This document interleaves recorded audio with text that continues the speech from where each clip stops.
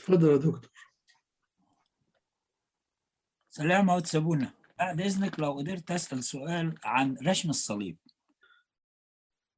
أقول لكم شوية حاجات تاريخية عن كيف بدأ رسم الصليب في الكنيسة، لأن هو الرسم اللي احنا بنرسمه حاليا دي مرحلة من مراحل تطور رسم الصليب، مش هي المرحلة الأولى. فأول حديث عن إشارة الصليب في كتابات آباء الكنيسة كانت سنة 150 ميلادية في قول للعلامة ترتليان، بيقول: في جميع أسفارنا وتحركاتنا، عندما ندخل وعندما نخرج، وعندما نلبس ملابسنا، عندما نخلعها في الحمام وعلى المائدة، وعندما نشعل مصابيحنا، وعندما نطفئها لننام، في جلوسنا وفي كل أعمالنا نرشم أنفسنا بعلامة الصليب.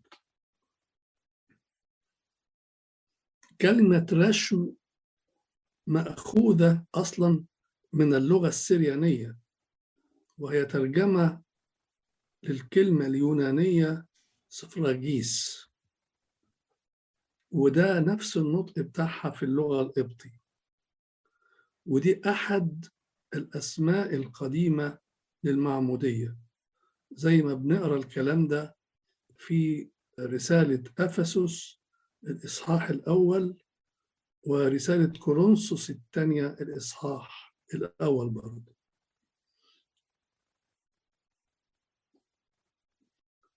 فرشم الصليب بيعد من أبسط الطقوس الكنسية، ولكنه طقس بيحمل كل معاني وروح الإيمان، عشان احنا لما بنرشم الصليب بننطق باسم الثالوث، لأن الإيمان يختم باسم الآب والابن والروح القدس.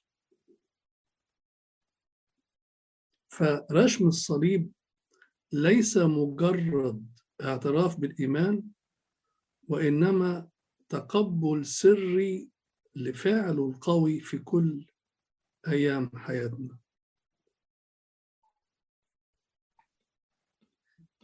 وبحسب تعليم آباء الكنيسة أن الصليب هو قوة الله، ورشم الصليب يعني حضور الله.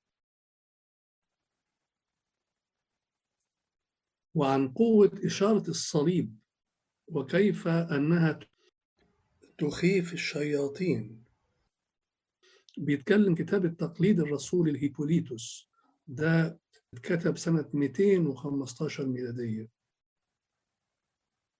بيقول فيه: لتتنقى كل وقت وترشم جبهتك بمثال الصليب. لاحظ التعبير ده، ترشم جبهتك. فالبداية خالص كان رشم الصليب هو على الجبهة فقط بحسب كتاب التقليد الرسولي. ترشم جبهتك بمثال الصليب ظفرا بإبليس وفخرا لأمانتك، إلى آخره.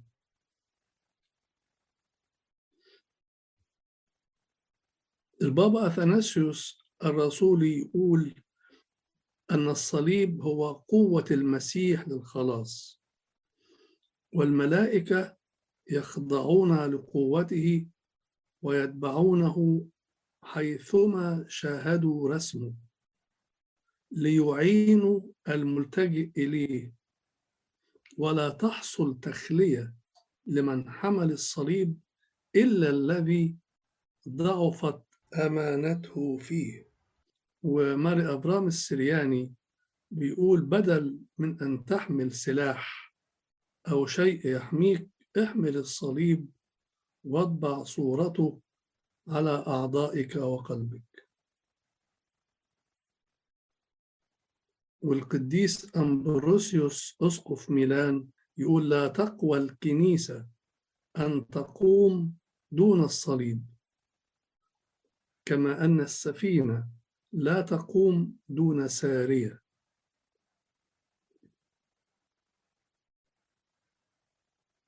وهكذا كتير قوي من كتابات آباء الكنيسة بتتكلم عن قوة وفعل الصليب لما نرشمه. القديس يوحنا ذهبي الفم بيقول: العدو بالنسبة للأبرار لا يقدر أن يفعل شيئا إلا أن يخيف فقط. ولكن رشم الصليب نفسه بقى مر بعدة مراحل. فكان رشمه زي ما قلت من شوية في البداية بيتم على الجبهة فقط، يعني الإنسان يرشم الصليب على جبهته كده، سواء بإبهام اليد اليمنى أو بأصابع اليد، إما مرة واحدة أو 3 مرات. ده اللي بيقوله كتاب التقليد الرسولي، وبيقولوا العلامة أوريجانوس، وبيقولوا العلامة ديديموس الضرير في القرن الرابع، واللي بيقولوا القديس يوحنا الذهبي الفم في أواخر الرابع أوائل الخامس، والقديس كيرلس الأورشليمي أيضا في الرابع الميلادي، والقديس باسيليوس الكبير في القرن الرابع الميلادي. فكتاب التقليد الرسولي يقول: عندما تجرب ارشم جبهتك بمخافة دائما بعلامة الصليب، لأنها العلامة الظاهرة والمعروفة ضد إبليس إذا صنعتها بإيمان، لا لكي تنظر من الناس، بل بعلمك تضعها مقابلك مثل سلاح. هذا إذا رشمنا به جباهنا بيدنا. لاحظ هنا أن الرشم على الجبهة، فإننا ننجو من الذي يريد إهلاكنا. هو ده نفس الكلام اللي بتقوله قوانين الرسل بحسب تقليد الكنيسة القبطية.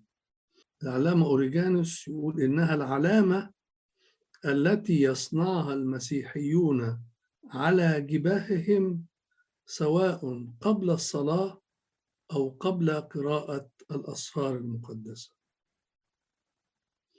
ونفس الكلام بيتكلم عنه العلامة ديديموس الضرير وكيرلس الأورشليمي وباسيليوس الكبير